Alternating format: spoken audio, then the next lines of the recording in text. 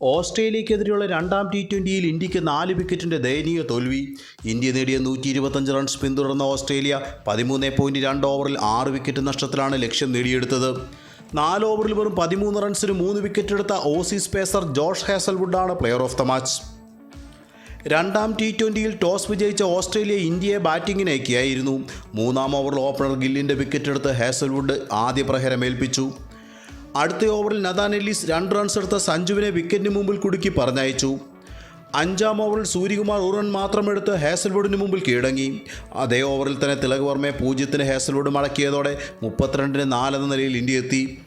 പിന്നീട് 8-ാം ഓവറിൽ അക്ഷർ പട്ടേൽ റണ്ണൌട്ടായതോടെ ഇന്ത്യയുടെ 5-ാം വിക്കറ്റും വീണു. തുടർന്ന് 6-ാം വിക്കറ്റിൽ അഭിഷേക് ശർമ്മ ഹർഷിത് റാണ കൂട്ടുകെട്ട് സാവധാനം സ്കോർ 100 കടത്തി. ഇതിനിടയിൽ 23 പന്തിൽ നിന്ന് അഭിഷേക് ശർമ്മ 6-ാം 50യും പൂർത്തിയാക്കി. 16-ാം ഓവറിൽ ഹർഷിത് റാണയുടെ വിക്കറ്റും ഇന്ത്യക്ക് നഷ്ടമായി. 33 പന്തിൽ 3 ഫോറും 1 സിക്സും ഉൾപ്പെടെ 35 റൺസായിരുന്നു റാണ എടുത്തത്. പിന്നീടെത്തിയ ശിവൻ ദുബെ ഒരു ബൗണ്ടറി മാത്രം അടിച്ച് അതിവേഗം മടങ്ങി. 19-ാം ഓവറിൽ 68 റൺസ് എടുത്ത അഭിഷേക് ശർമ്മ 9-ാമനായി മടങ്ങി. 37 പന്തിൽ 8 ഫോറും 2 സിക്സും ഉൾപ്പെട്ടതായിരുന്നു അഭിഷേകിൻ്റെ ഇന്നിങ്സ്.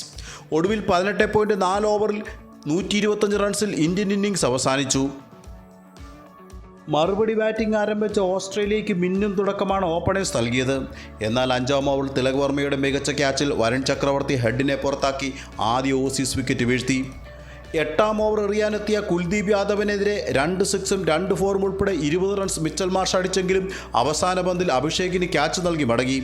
26 പന്തിൽ 2 ഫോറും 4 സിക്സും ഉൾപ്പെടെ 46 റൺസായിരുന്നു മാർഷ് നേടിയത്. തുടർന്ന് 1 റൺ മാത്രമെടുത്ത ടിം ഡേവിഡിനെ വരുൺ റിട്ടേൺ ക്യാച്ചിൽ മടക്കി 3-ാം ഓസീസ് ബാറ്ററെയും മടക്കി. 13-ാം ഓവറിൽ തുടർച്ചയായ 2 പന്തുകൾ വിക്കറ്റെടുത്ത് ബുംറ ഓസീസ് മധ്യനിരയെ നേരിയ സമ്മർദ്ദത്തിലാക്കിയെങ്കിലും 14-ാം ഓവറിൽ കുൽദീപിനെതിരെ ഓസീസ് വിജയ റൺ സ്വന്തമാക്കി. പരമ്പരയിലെ 3-ാം മത്സരം നവംബർ 2 ഞായറാഴ്ച നടക്കും. മറ്റൊരു വീഡിയോയുമായി വീണ്ടും കാണാം. നന്ദി.